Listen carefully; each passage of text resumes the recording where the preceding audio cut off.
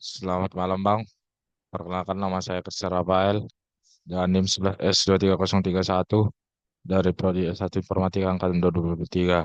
Pada kesempatan kali ini saya akan menjelaskan mengenai praktikum certan week 11 yaitu Uncertainty and Probabilistic Reasoning, di mana di sini terdapat dasar teori di mana Bayesian Network adalah model grafik probabilistik yang merepresentasikan sekumpulan variabel dan ketergantungan kondisional yang menggunakan grafik asiklik terarah atau DAG5. Sederhananya, ini adalah sebuah graf di mana not atau simpul merepresentasikan variabel, misalnya hujan atau macet. Selanjutnya, ada juga pada graf itu sebuah edge atau panah yang merepresentasikan ketergantungan probabilitas. Misalnya, panah dari hujan ke macet berarti probabilitas macet dipengaruhi oleh hujan. Inti dari Bayesian network itu sendiri adalah teorema Bayes 6 yang memungkinkan kita memperbarui keyakinan kita tentang suatu hipotesis atau A ketika ada bukti baru atau B.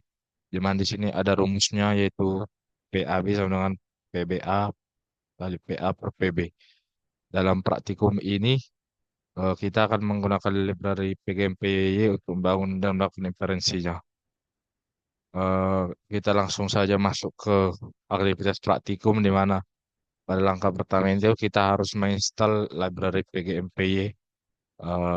Di sini kita cukup install dengan perintah pip install ini ya. Lalu kita mengimplementasikan eh, con- dari studi kasus praktikum ini yaitu jaringan alarm atau alarm network, di mana kita akan mengimplementasikan contoh alarm network di mana jaringan ini memiliki 5 variabel pangkat 9999, di mana terdapat Bugrari atau B yang merupakan perompokan terjadi, apakah itu true atau false. Selanjutnya ada earthquake di mana atau di mana apakah gempa bumi terjadi, ada true atau false. Selanjutnya ada alarm atau apakah alarm berbunyi. Selanjutnya ada John calls di mana apakah John menelepon. Selanjutnya ada Mary calls apakah Mary menelepon, di mana struktur jaringannya itu eh seperti yang saya jelaskan tadi, terdapat panah yang merepresentasikan kebergantungan, yaitu di sini pertama burglary, eh, burglary dari alarm, earthquake dari alarm, alarm dari John calls dan alarm dari Maury calls. Langkah ketiga kita membangun modelnya, lalu selanjutnya kita mendefinisikan probabilitas atau CPD-nya dan melakukan inferensinya. Ini adalah fullnya di sini terdapat sudah ada struktur jaringannya. Selanjutnya ada definisi conditional probability distribution-nya. Selanjutnya kita menjalankan filenya di mana di sini merupakan outputnya dapat kita lihat di sini. Ini merupakan outputnya di mana terdapat P alarm, P Bulgari, John Coles, P Bulgari, John Coles, Maury Coles, P Earthquake, John Coles, Mary Coles, P Earthquake, John Coles, Mary Coles, P Earthquake, John Coles, Mary Coles. Analisisnya dari praktikum ini sendiri adalah P alarm satu sangat kecil atau 0,0025, di mana ini masuk akal karena perampokan dan gempa adalah kejadian langka.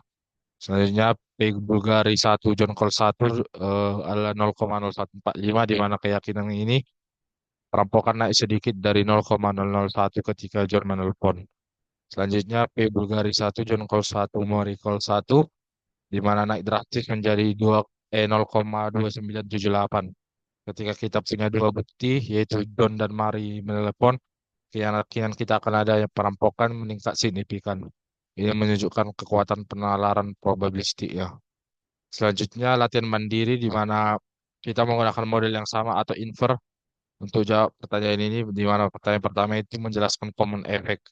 Sebelum kita menjelaskan common effect-nya, kita harus tahu data dasar dari CPD-nya, di mana P Bulgari sama dengan satunya adalah 0,001, P earthquake sama dengan satunya adalah 0,002, P alarm 1, B0 E0-nya adalah 0,001, P alarm 1 Bulgari 0, earthquake satunya adalah 0,29, P alarm 1 Bulgari 1 earthquake nolnya adalah 0,94 dan P alarm 1 Bulgari 1 earthquake satunya adalah 0,95. Nah, hitungan pentingnya itu yang pertama ada P alarm sama dengan 1, Bulgari 1 sama dengan 0,94 dikali P earthquake 0 tambah 0,95 dikali P earthquake sama dengan 1, di mana ini menghasilkan 0,940 tambah 0,950 tambah 0,940. Eh, menghasilkan 0,940 tambah 0,9650. Eh, hah? Ya itulah itu. Lanjutnya P alarm 1 Bulgaris nolnya adalah 0,0010 ini ditambah 0,290 jadinya itulah itu habis itu hmm. Selanjutnya eh, nah ini kan P alarm 1 kita kan udah tahu di sini kita eh, dasar-dasar dari CPD-nya dan data dari perhitungan pentingnya kan kenapa kita butuh ini karena kita membutuhkan ini untuk menjelaskan common efeknya di mana pertanyaan pertama itu berapa probabilitas perampokannya atau Bulgari sama dengan 1. Jawabannya adalah 0,001 atau 0,1%. Berapa probabilitas perampokan jika alarm berbunyi atau P Bulgari sama dengan 1, alarm sama dengan 1, P alarm 1 Bulgari sama dengan 1, P Bulgari 1 dibagi P alarm 1. Yang hasilnya itu 0,373 atau 37,6%. Berapa probabilitas perampokan jika alarm berbunyi dan terjadi gempa untuk kondisi eh, terjadi gempa atau earthquake sama dengan 1, kita membagikan P Bulgari 1, alarm 1, earthquake 1, eh, P alarm sama dengan P alarm 1, Bulgari 1, earthquake 1, kali P Bulgari kurang 1, Bulgari 1 dibagi ini sigma dari P alarm 1, Bulgari dan earthquake 1, di mana ini menghasilkan 0,3268%. Kita selanjutnya membandingkan hasilnya. Apakah mengetahui adanya gempa mengubah keyakinan tentang perampokan meskipun alarmnya sudah berbunyi? Setelah saya membandingkan hasilnya, tanpa informasi apa-apa, keyakinan perampokan sangat kecil atau 0,1%.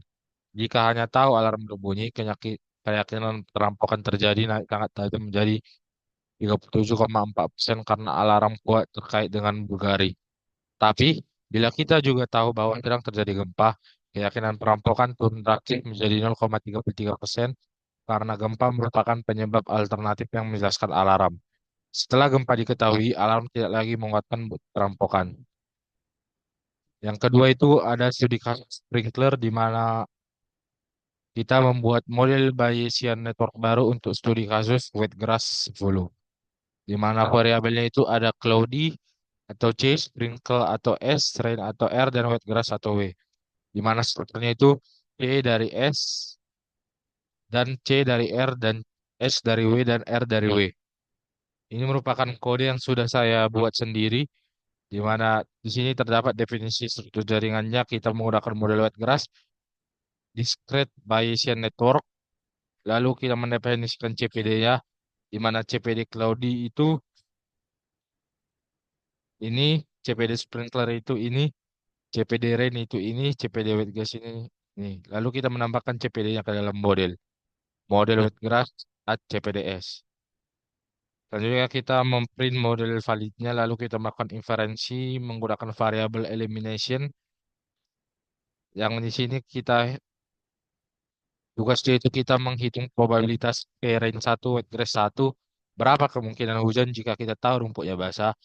Di sini sudah muncul hasilnya di mana probabilitas hujan jika rumput basah atau P range 1, wet gas 1 eh, adalah ini.